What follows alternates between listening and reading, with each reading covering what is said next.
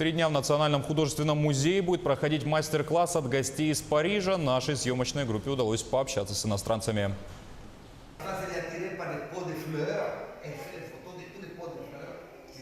Перекресток культур французской и российской. В Якутске свои двери открыла летняя школа с одноименным названием. С большим вниманием студенты, художники и участники проекта слушают выступления профессоров, известных искусствоведов из Франции.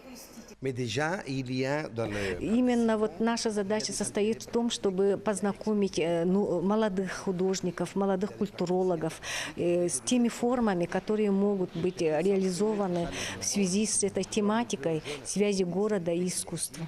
Исходя из контекста вашего города, попытаться создать именно ту творческую среду, те творческие формы современные, да, которые могли бы еще оживить ваш город, еще дать ему какие-то творческие посылы.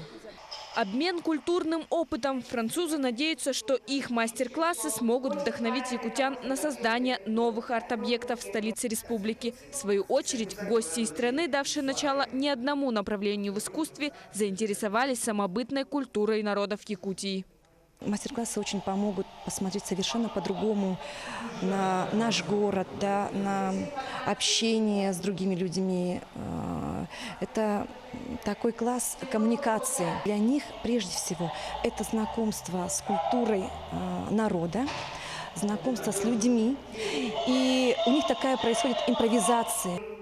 Мастер-класс посвящен 5-й международной якутской биеннале современного искусства и франко-российскому культурно-образовательному проекту «Тепло-холода». Летняя школа будет работать в Якутске до 28 июня. Кристина Якупова, Диулус Иннокентьев, Якутск.